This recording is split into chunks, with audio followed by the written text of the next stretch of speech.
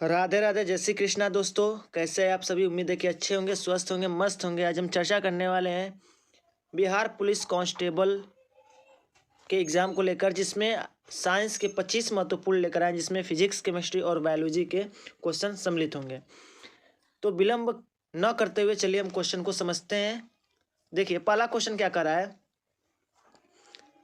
परमाणु के नाभिक में क्या उपस्थित होता है। तो देखिए, परमाणु के नाभिक में जो है प्रोटॉन और जो है न्यूट्रॉन जो है उपस्थित होते हैं, और इलेक्ट्रॉन जो है उसके चारों तरफ क्या करते हैं, चक्कर लगाते हैं। ठीक है, तो परमाणु के नाभिक में प्रोटॉन और न्यूट्रॉन जो है उपस्थित होते हैं, और इलेक्ट्रॉन क्या करता है, चक्कर लगाता है। ठीक है, अगला दूसरा क्वेश्चन है कि प्रोटॉन की खोज किसने की। तो कहेंगे प्रोटॉन की खोज जो है रदरफोर्ड ने की। ठीक है, 1917 से 1920 इनको जो है कह सकते हैं 3 वर्ष का जो है समय लगा था खोज करने में। ठीक है, अगला क्वेश्चन है कि पादप कोशिकाओं की भित्ति किसकी बनी होती है। तो कहेंगे सेलुलोज की बनी होती है।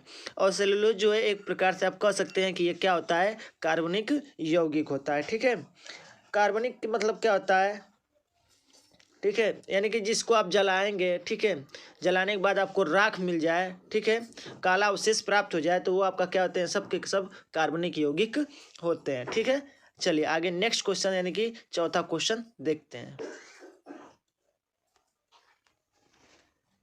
देखिए, चौथा क्वेश्चन क्या कर रहा है, करा पानी और चाक के मिश्रण को पृथक किया जा सकता है। यानी पानी और चाक जो है यदि एक में मिला हुआ है तो आप जो है उसको जो है कैसे अलग कर सकते हैं। तो देखिए, वाष्पन विधि के द्वारा जो आप इनको अलग कर सकते हैं। जब आप वाष्पन विधि अपनाएंगे तो उसमें पानी जो है वाष्प बन के उड़ जाएगा, शेष उसमें कौन सा अवशेष बचेगा, चाक जो इसमें बच जाएगा, और इस प्रकार से इनको पृथक कर सकते हैं, यानी कि अलग किया जा सकता है। आगे, पानी को संक्रमित होने से रोकने के लिए किसका इस्तेमाल किया, नहीं कर सकते हैं, पानी को स्वच्छ रखने के लिए जो है किसका इस्तेमाल किया जाता है, दूषित ना हो, ठीक है, उसमें कीटाणु ना हो फैले, तो उसके लिए क्लोरीन जो है डाला जाता है, जिससे पानी क्या हो, स्वच्छ हो। ठीक है, क्लोरीन का परमाणु क्रमांक कितना होता है, 17 होता है, और इसे इसका प्रतीक क्या होता है, Cl होता है। ठीक है, चलिए आगे नेक्स्ट क्वेश्चन, छठवां क्वेश्चन देखते हैं क्या कर रहा है। देखिए, अगला क्वेश्चन है कि अभिसारी लेंस का दूसरा नाम क्या है। अभिसारी लेंस को क्या कहते हैं, उत्तल लेंस कहते हैं। ये बात अच्छे से आप याद रखिएगा।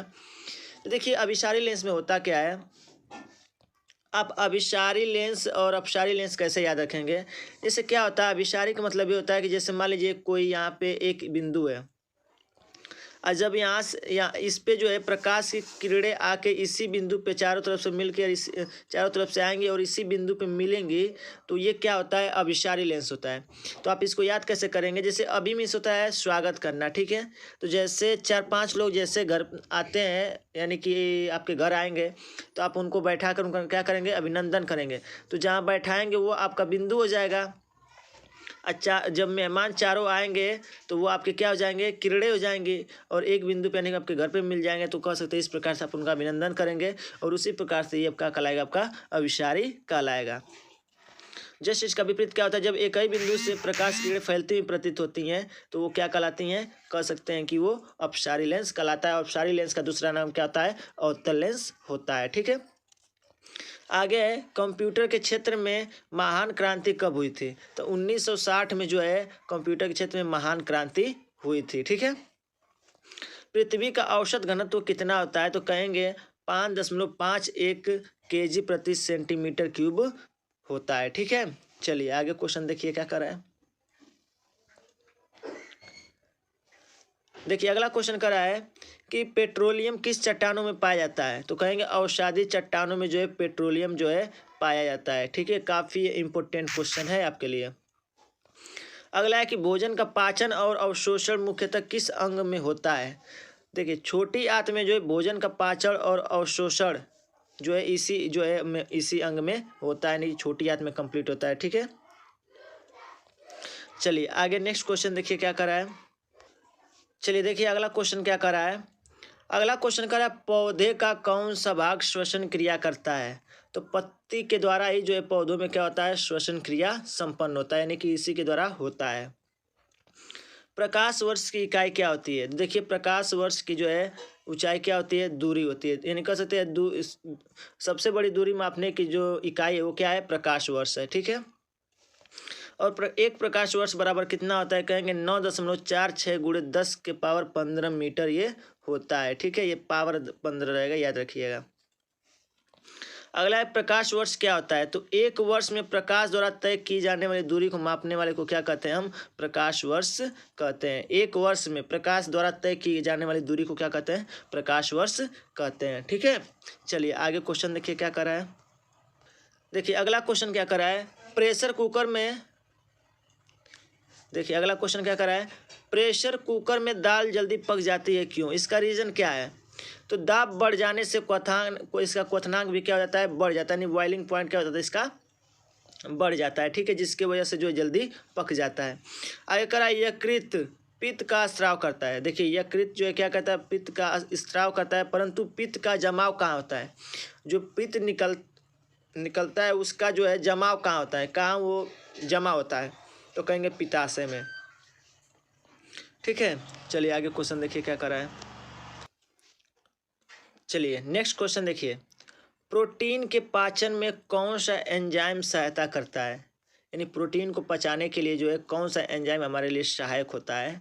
तो कहेंगे ट्रिप्सिन नामक एंजाइम जो है हमारे भोजन को पाचन करने में, यानी प्रोटीन को पाचन कराने में जो है बहुत ही आवश्यक होता है। अगला यानी 17वां क्वेश्चन क्या रहा है, प्रोटीन की खोज किसने की थी? तो प्रोटीन की खोज जो है गोल्डस्टीन नामक जो है वैज्ञानिक ने ये किए थे। ठीक है, ये काफ़ी इंपॉर्टेंट क्वेश्चन है। ठीक है, चलिए देखिए आगे।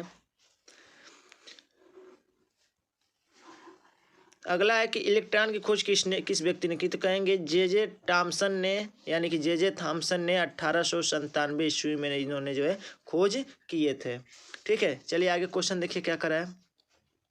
प्लास्टर ऑफ पेरिस जिसे बोला जाता है कैल्शियम सल्फेट हाइड्रेट के जमने में क्या होता है? यानी जमने में जो है ये किसके कारण जमता है? तो कहेंगे निर्जलीकरण के द्वारा जो है ये क्या होता है? ये जम जाता है। ठीक है, अगला क्वेश्चन है फ्यूज तार का गलनांक प्रतिरोध दोनों ही क्या होता है? बहुत ही कम होता है। नेक्स्ट क्वेश्चन देखिए क्या कर रहा है आगे। देखिए अगला क्वेश्चन है कि बर्फ जल पर तैरती है क्योंकि बर्फ जल से क्या होता है? तो देखिए क्या कर रहा है, बर्फ जल से क्या होती है? तो बर्फ जो है जल से हल्की होती है। क्यों? क्योंकि बर्फ का जो घनत्व होता है कम होता है जल से, इसी वजह से जो है बर्फ क्या होता है? पानी में तैरता रहता है। ठीक है, और एक बात और देखिए, जैसे मान लीजिए कोई पानी में अगर एक बर्फ रखा गया है, अगर बर्फ का अगर गलनांक अगर यानी बर्फ अगर अपनी अवस्था में पानी की अवस्था में आए तो बताइए कि उसमें पानी का जो है क्या होगा? तो पानी का मान जो है बढ़ेगा या पानी वैसे ही रहेगा?